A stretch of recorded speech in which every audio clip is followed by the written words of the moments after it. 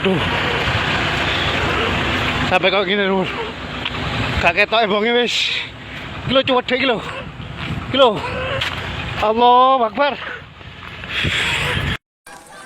Ya Allah, buri Allah. Allahu Akbar. Ya Allah. Astagfirullah. Allah, ya Allah.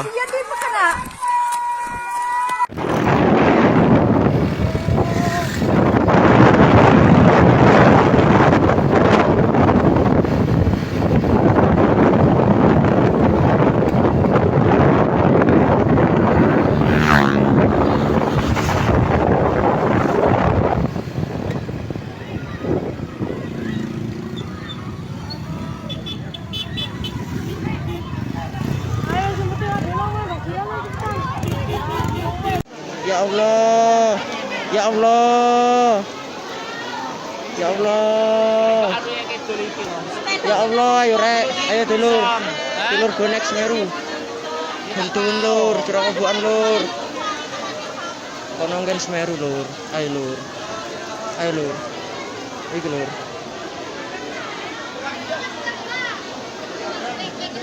Parah ya lur, ayo tolong dulu. Kalau terang ya. Saya mengkaji ayat ini itu sering sekali, sering sampai sekarang. Mungkin ya sampai nanti sampai asarin sampai asar. Ini rumah tenan ya. Jadi Allah itu zat yang kuasa mendatangkan adab dari sisi atas. Misalnya meteor jatuh, terus Mars jatuh, tentu Allah mampu. Atau dari bawah, misalnya ditelan bumi dan sebagainya. Atau, dan ini yang sering terjadi, Allah menjadikan kalian itu saling nggak cocok, kemudian saling membunuh. Kan natijanya sama kan, misalnya kamu kena meteor kan ya mati, kena likuifaksi mati, disembelih mati. Milih ndi? Ayo milih ndi? Diujar-ujari bojo kuru mati. Disentak wong kaget kakan utang mati. Rasa dicontohno. Sampai pidato kecelakaan rape sensitif. Nah ini penting. Ayat ini pernah saya baca satu hari setelah gempa Jogja. Setelah gempa Jogja itu satu hari saya nilai ke sana itu bahwa memang Allah selalu mengingatkan potensi. Ya muka-muka baik sampai ayat ini eling-eling. Jadi Allah itu adatnya di Quran itu dua. Satu menjelaskan itu sebagai hal yang potensial. Potensial itu bisa terjadi kapan saja. Ada yang diceritakan Allah itu secara faktual, yaitu rahmat. Rahmat itu kan selalu terjadi kapan saja. Maka itu diredaksikan Allah bisihotil jasmi. Dengan sifat kepastian kayak warahmati wasiat kulas itu pasti terjadi dan terus terjadi. Tapi kalau azab itu Allah menceritakan itu hanya potensi azab. Meskipun kadang-kadang benar-benar diwujudkan. Ya benar-benar pernah ada yang ngitung misalnya tsunami yang dahsyat itu hanya per 200 tahun. Gempa Jogja paling dahsyat itu pernah dihitung secara teori geologi itu hanya per 70 tahun. Artinya kalau azab itu ada siklusnya yang ekstrim loh ya. Tapi kalau rahmat kapan saja dan di mana saja. Maka pola-pola di Quran, kalau sampean mengkaji Quran, itu kalau rahmat itu mesti redaksinya itu bisihotil jasmi dengan sifat kepastian. Rahmatku pasti terjadi. Kata barabbukum ala nafsi rahmah. Bahkan Tuhanmu memastikan dirinya pelaku rahmat. Dirinya pelaku pemberi rahmat dan Allah mewajibkan pada dirinya sendiri. Tapi kalau Allah menceritakan adab itu hanya redaksi saya mampu memberi adab. Tapi tidak harus melakukan. Jenis mampu kan? Tidak harus melakukan. Tapi tetap potensi melakukan. Itu jenis qadir apa? Maka di surat Tabarok misalnya caranya Allah ngendikan gimana coba? Misalnya qul aro'aitum diulang-ulang. Misalnya diulang semurut saja misalnya apa? Wa sirru qawlakum wa innahu alimun bi dzati sudur ala ya'lamu khalaqa wa walladzi ja'ala samsun amin man fis sama ayakhsifa bikumul ardo fa idza hiya tamun. Sebagian ayat qul ara'aitakum dan sebagainya. Kadang kan qul ara'aitakum in atakum adzabuhu qul ara'aitum in atakum. Itu kan kira-kira maknanya gini, coba sekali-kali kamu berpikir setiap saat kamu itu kena adab. Lalu maknanya adab itu apa? Adab bagi seorang mubaligh misalnya tahu-tahu kena kasus perempuan kan yang langsung jatuh misalnya karena itu ya siksa kan terus nggak laku atau salah omong lala terus jadi dibully kan apalagi atau salah undangan Ada mubalek datang di undangan HTI kan langsung NU nggak mau ngundang misalnya. Salah undangan macam-macam tuh. Tapi nawang keramat tuh bebas hambatan. Lalar keramat itu jauh keramat. Nah ini rumah tenan ya. Kalau pastikan dan saya bertanggung jawab nanti ketemu pangeran ya. Nak rahmat, iku mesti si hotul jasmi. Apa sigot pasti. Memang ini bahasa ilmu hadis si hotul jasmi. Tapi kalau tentang adab itu Allah hanya ngendikan potensi. Potensi itu memang Allah mampu melakukan itu mampu. Cuma tetap diredaksikan potensi. Bisa ya, bisa tidak. Makanya Allah ngeredaksino aamin tuman fisama. Kenapa kamu leha-leha di bumi? Sementara orang yang di langit bisa saja membuat bumi ini tamur. Tamur itu melumer, kira-kira likuifaksi. Setiap saat bumi yang kita injek ini bisa likuifaksi terus kita ditelan. Atau ya sebetulnya bumi baik-baik saja, tapi ada angin bandang. Fayursila alaikum qasifam minar rih fayurikokum bima kafartum. Kayak tsunami kan gitu, angin bekerja sama dengan gempa, terus sudah kamu di darat tapi fayurikokum bima kafartum. Makanya ahli gempa Jogja itu sama saya itu kagumnya bukan main. Karena tadi ketika tanya saya, Pak Bah, masalah gempa itu gimana? Saya jawab tadi. Sebenarnya Quran itu pernah gambarkan orang itu tenggelam di darat. Itu tadi fayursila alaikum qasifam minarri fayurikokum bima kafartum. Tinggal Allah melibatkan angin. Angin kan mengirimkan gelombang, kamu di darat kayak kasus di Aceh tapi tetap apa? Tenggelam. Jadi justru tenggelam itu bayangan Quran yang berupa adab itu fayurikokum bima kafartum, kamu tenggelam.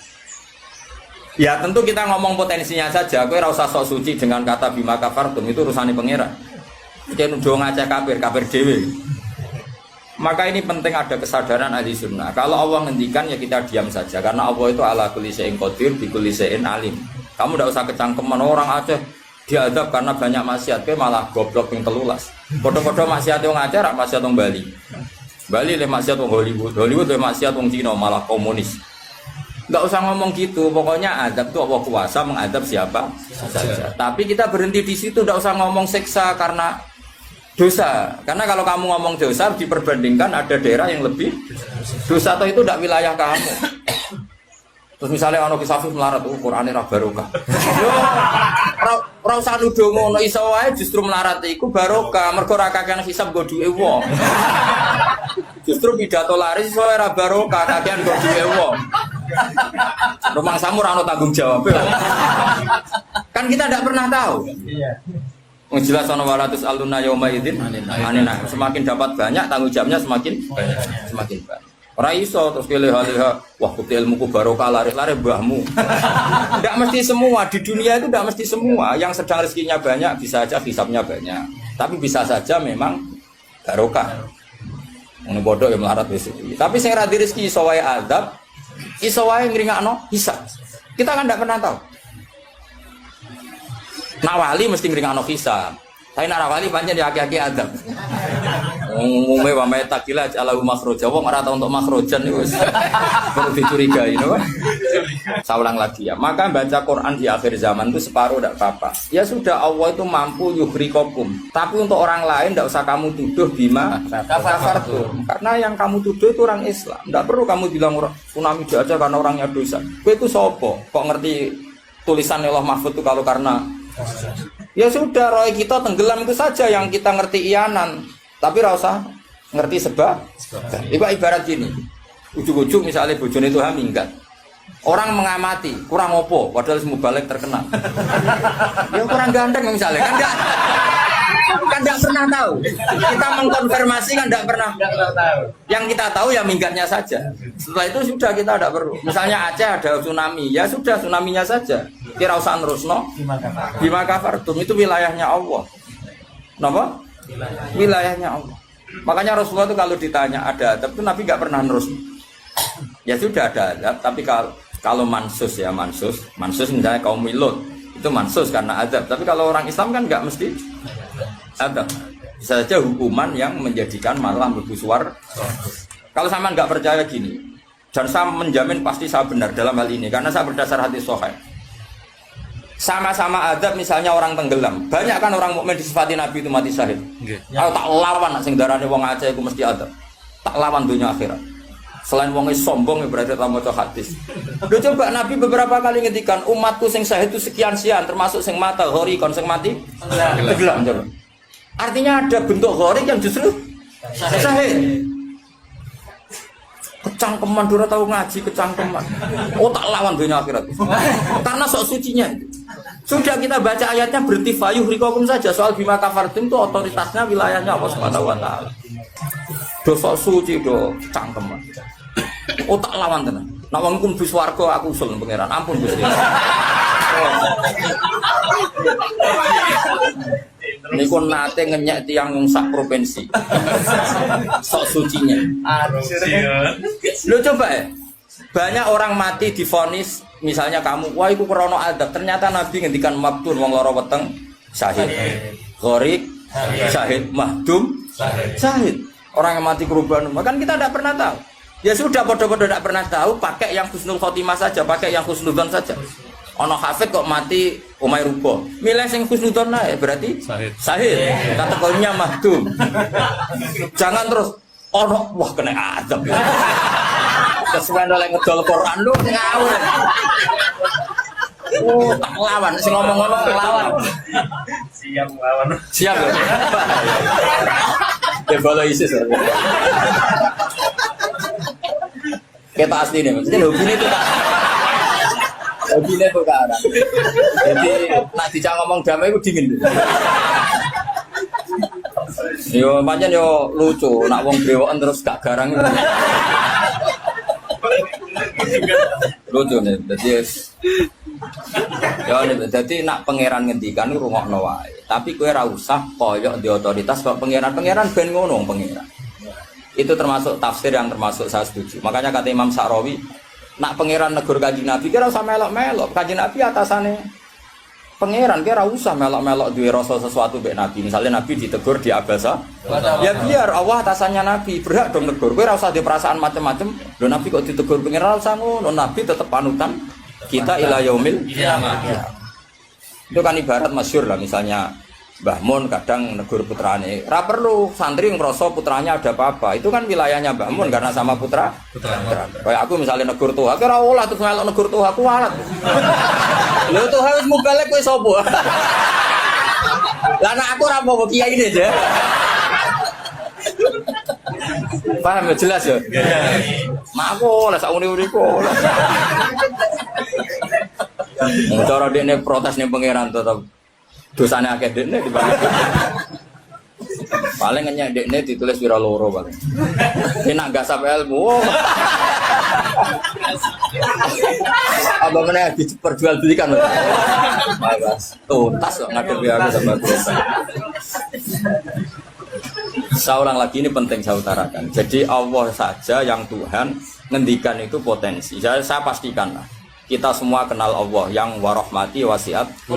Nabi berkali-kali ngendikan inna rahmati sabaqat ghadabi. Sebagian riwayat bukan sabaqat, ghalabat. Setiap rahmatku pasti mengalahkan azabku. Artinya gini, kalau ada potensi azab, ya kita milih itu bentuk rahmat saja dulu, karena itu yang mesti menang. Jadi paribasane aku roh munib, mati kecepet omahe paribasane. Utawa mati tiba ning WC. Misal aku tetep darani syahid. Kategorine mahdum. Ojo kok aku matine ning WC. Mungkin dene nutupi kewaliane tapi ebane mati ning apa? Ebane mati ning WC. Enggak apa-apa. Karena menduga rahmat itu lebih gampang karena Allah jelas ngendikan yang hadis qudsi inna rahmati ghalabat ghadabi. Berarti gamane pola semua itu lebih baik kamu tafsirkan sebagai rahmat. Nah kecuali ada sorihul ayat yang mengatakan itu adab, tapi mana ada sekarang udah ada nabi. Misalnya kaum Lut kan Allah jelas-jelas ngendikan itu karena adab, ya sudah kita ikut mengatakan adab. Tapi kalau yang orang Aceh, orang mana-mana kan tidak ada ayatnya. Jelas ya? Iya. Mulane sing apik itu ngaji sing tenanan. Loh kalau kaum Lut kan binasillah misalnya fijarata kada wa kada terus Allah ngendikan karena adab. Ya sudah kita ikut tentang kaumnya Nabi Lut. Tapi sekarang nyuwun sewu misalnya ada orang punya penyakit homoseks, kemudian dia kena azab. Ya sudah itu sanksinya Allah. Bisa saja azab ini kalau dia mukmin kafarah betul. Memang ya azab tapi oleh Allah dihitung kafarah dan itu hadis sahih. Tidak ada seorang mukmin yang punya dosa kecuali nanti dia kena masalah, nanti kena riu atau kesandung dari Nabi dan itu nanti jadi kafarahnya. Dan ketika Nabi Muhammad tanya, ya Allah, kafirun apa? iku jabal. Mulane wong kuno nak mane Jabal Kat iku maknane Jabal Qaf. Wilayah Jawa dadi napa? Jabal napa? Kat niku sangka Jabal Qaf. Wilayah Jawa dadi napa? Jabal Kat. Dadi angger aduh anakku minggat botok Jabal Kat maksudnya waduh banget. Paham ya? Ternyata sampean kalau lihat di kitab-kitab kayak di Sawi, di Tafsir Munir itu detail sekali. Jabal Qaf itu induk gunung. Dan semua urat gunung yang ada di dunia itu terkait sama urat yang ada di Jabal Qaf. Jadi kalau Allah lewat malaikat kepengen goyang gunung, itu mau nginstruksi ning induke ning Jabal napa? Qaf. Kemudian digoyang, kemudian goyang semua. Dulu orang itu janggal, tapi sekarang orang tidak janggal. Menurut pakar geologi, pakar-pakar vulkanologi, semua gempa di seluruh dunia itu hanya butuh narik satu pemicu. Jadi ternyata itu mirip cerita yang di kitab-kitab. Allah itu gak perlu nginstruksikno gunung terkait, cuma nginstruksikno duit tok. Jadi otote ora diobahno. Niku gunung sak donya. Napa? Obah, karena sistem gempa atau gunung itu sistem terpadu. Kesodok sitok. Nggih kesodok napa? Semua. Bismillahirrahmanirrahim. Nabi nak ditampung Yahudi ketenang seneng. Ditampung Nasrani seneng. Mergo dialeke antar umat beragama dialeke ini. Yang Yahudi nak takok melete-melete. Yang Yahudi nyermelirian melete-melete itu pinter-pinter. Mat, pertama penduduk swarga masuk swarga itu jumlahnya wakil ya Mat. Wakil. Iku sarapane apa Mat? Pertama. Nabi jak bakas kawitane wong swarga sarapane apa? Apa pecel apa rawon pokoke takokane wae. Nabi akhirnya dikandani Jibril ziyadatul kabidin nun. Yaiku gorengan iwak nun. Akhirnya Nabi dan orang Yahudi ini selalu ngomong khas nubuwah. Khas napa? Nubuwah. Di mana di luar alam yang materialistik ini, yang kasat mata, ada alam di luar kita, kayak iwak nun. Iwak napa? Nun. Iwak nun nak teng kitab-kitab. Ketika Allah Ta'ala menciptakan gelembung dukhon, iku Allah bingung, ndakok endi, didakok endi. Akhirnya bumi iku gentayangan, didakok endi. Wal ardu, bumi ini didakok ning gone mak. Bareng didakok ning gone mak tetep golang-goling, dipandai gunung. Lah terus banyu sendiri posisine ning ndi? Akhirnya ning urutan kitab-kitab khas samawi nubuwah disebutno. Wal ardu ala batnil khut, ala batnis sur. Itu terang. Jadi ini bumi ini ono sur. Sur sayangnya mbok maknani sapi salam dhewe, mari bingung kan mergo maknani napa? Sapi. Jadi bumi iku ning tanduke sapi, sapi ning banyu, banyu ning gone iwak nun, iwak nun ning gone hawa. Hawa khas-khas nubuwah itu yang tahu hanya orang Yahudi. Termasuk sing diterusno khas nubuwah Kanjeng Nabi Muhammad sallallahu alaihi wasallam disebut nun wal qalami wa ma yasturun. Kita hanya tahu maknane nun iku iwak nun. Iwak nun iku iwak sing gegere dienggo panggonan bumi. Tapi alam materialistik tentu kita bicara kayak yang sekarang, teori Big Bang, planet bumi di sini, planet bumi di sini. Kita tidak pernah menjangkau ilmun sing kaya ala zuhril hud. Nggih, ala zuhril apa? Hud. Sami seperti Qaf wal Qur'anil Majid. Ketika Nabi Muhammad tanya, "Ya Allah, Qaf niku napa?" Iku jabal. Lan wong kono nak mane Jabal Kat, iku maknane Jabal Qaf. Wilayah Jawa dadi napa? Jabal napa? Kat niku sangka Jabal Qaf. Wilayah Jawa dadi napa? Jabal Kat. Dadi angger aduh, anakku minggat botok Jabal Kat, maksudnya waduh banget.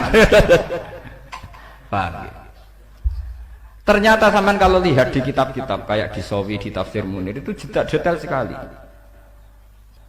Jabal Qaf itu induk gunung. Dan semua urat gunung yang ada di dunia itu terkait sama urat yang ada di Jabal Qaf.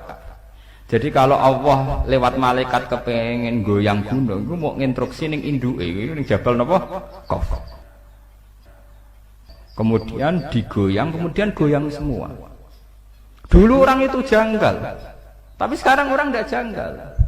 Menurut pakar geologi, pakar-pakar vulkanologi, semua gempa di seluruh dunia itu hanya butuh narik satu pemicu. Kalau patahan di Australia gerak ya gerak semua. Karena kayak bola sodok, sekali disodok sidik.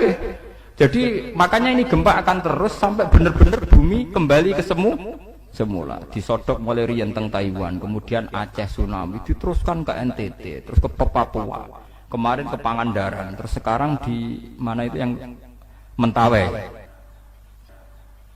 Ya begitu terus. Jadi ternyata itu mirip cerita yang di kitab-kitab. Allah itu gak perlu ngintersekno gunung terkait, cuma ngintersekno duit tok. Dadi otote gak diobahno. Niku gunung sak donya. Napa? Obah, karena sistem gempa atau gunung itu sistem terpadu. Kesodok sitok. Kesodok napa? Semua. Nah ini termasuk ilmu-ilmu sing khas nubuwah. Padahal tentu dulu para nabi tidak punya teknologi, tidak punya sains, punyanya wahyu. Punyanya apa?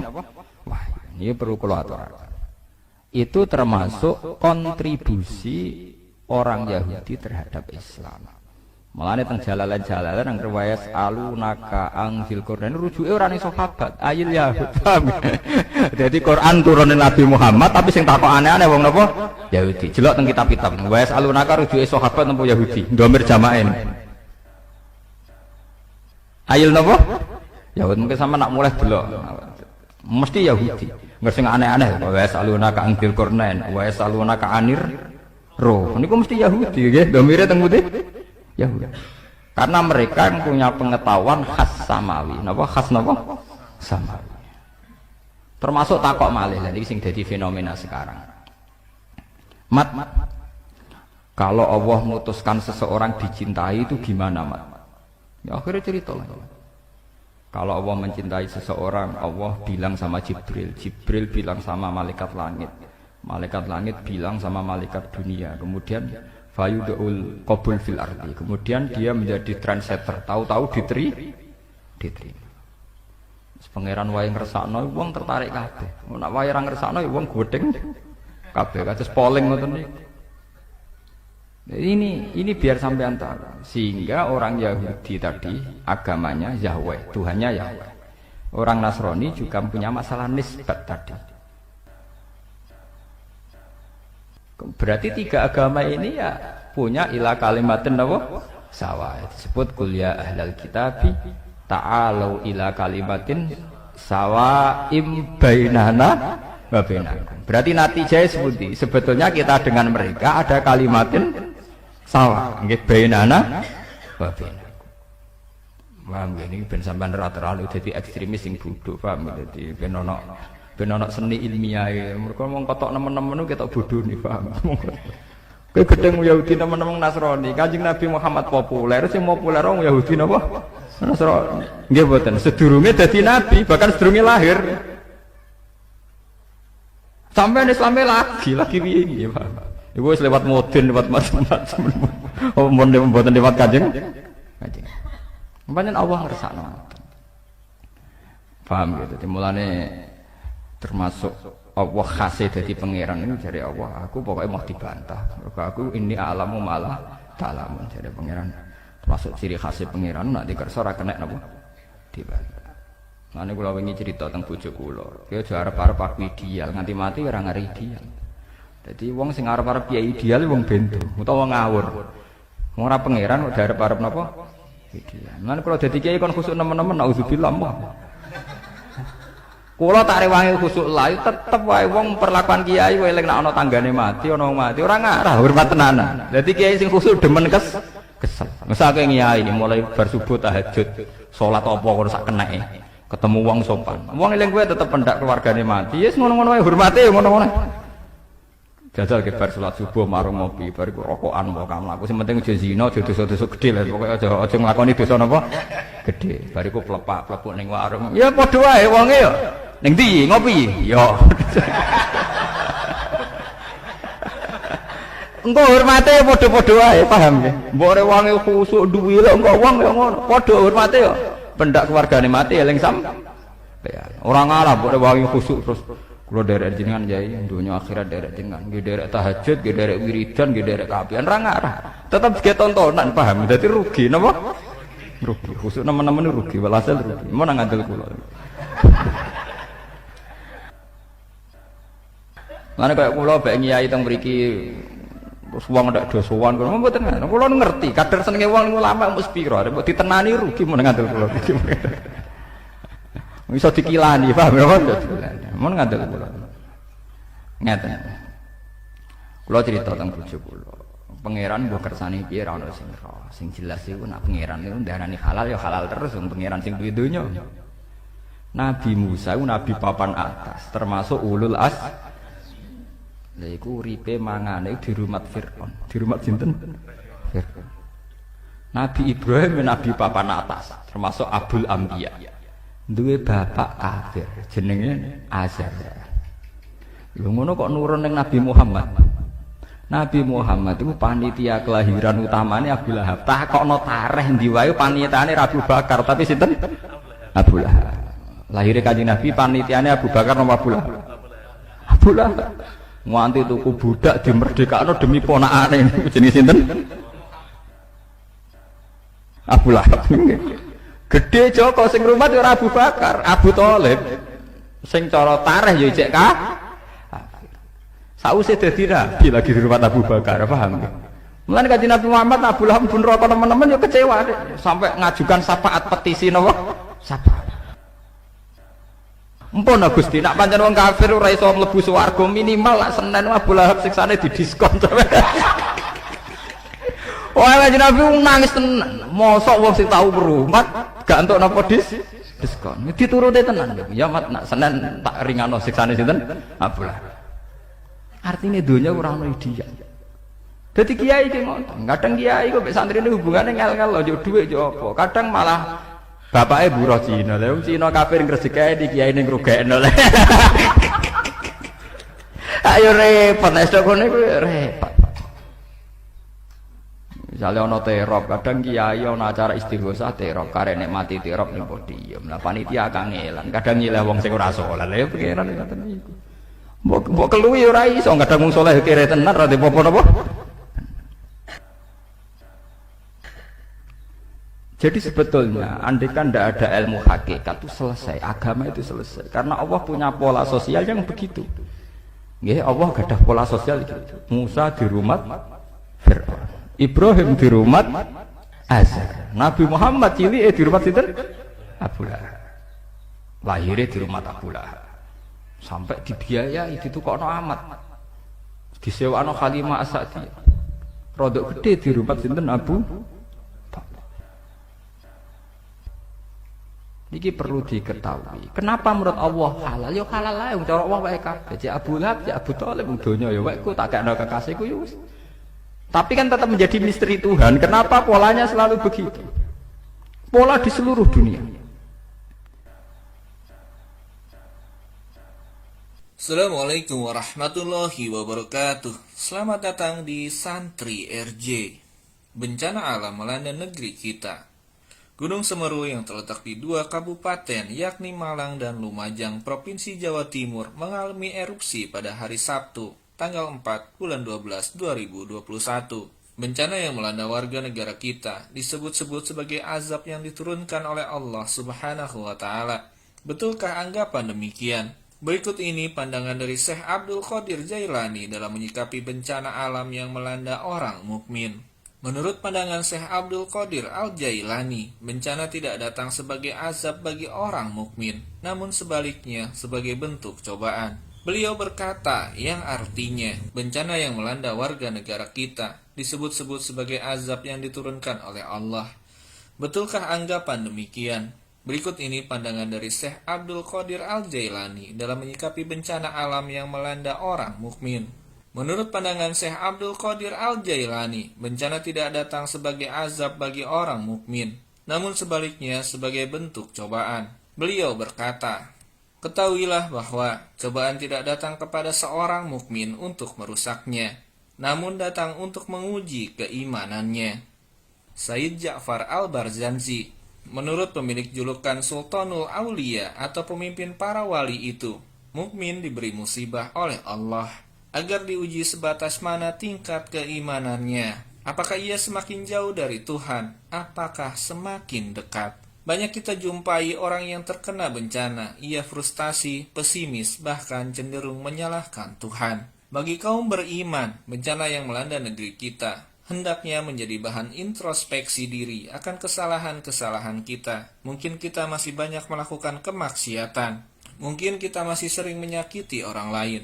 Masih sering melalaikan kewajiban-kewajiban. Sebagaimana disabdakan oleh Sayyidina Umar bin Khattab radhiyallahu anhu, yang artinya, introspeksilah diri kalian sebelum amal kalian diteliti. Timbanglah diri kalian sebelum kalian ditimbang. Fenomena bencana alam bukan justru menjadi ajang untuk mengintrospeksi amal orang lain atau mencari-cari kesalahannya, apalagi mengkambing hitamkan terjadinya bencana atas perbuatan atau kebijakan pihak tertentu. Sungguh hal tersebut bukan merupakan sikap yang ideal bagi seorang mukmin. Agama melarang seorang mukmin untuk mencari-cari kesalahan orang lain. Ditegaskan dalam firman-Nya, Quran Surat Al-Hujurat ayat 12 yang artinya, dan janganlah mencari-cari keburukan orang, dan janganlah menggunjingkan satu sama lain. Quran Surat Al-Hujurat ayat 12. Terkait larangan dalam ayat tersebut, Al-Imam Al-Baghawi menjelaskan, tajassus adalah meneliti aib-aib manusia. Allah melarang meneliti urusan yang samar dari orang lain dan melarang meneliti aib-aib mereka, sehingga ia tidak memperlihatkan aib orang lain yang telah ditutupi oleh Allah Subhanahu wa Ta'ala. Al-Imam Al-Baghawi, Tafsir Al-Baghawi. Maka sebagai orang yang beriman, hendaknya kita memahami bahwa bencana tersebut sesungguhnya merupakan cobaan bagi kita semua. Bencana mengajarkan kepada kita untuk menjadi pribadi mukmin yang lebih berkualitas lagi, lebih dewasa menghadapi perbedaan-perbedaan, bukan justru sebaliknya. Demikianlah sikap kita saat negara kita dilanda bencana menurut pandangan Syekh Abdul Qadir Al-Jailani. Semoga para korban bencana diberi tempat yang layak di sisinya, diampuni segala dosa-dosanya dan diterima amalnya. Semoga keluarga korban diberi kesabaran dan ketabahan. Wallahu a'lam bishawab.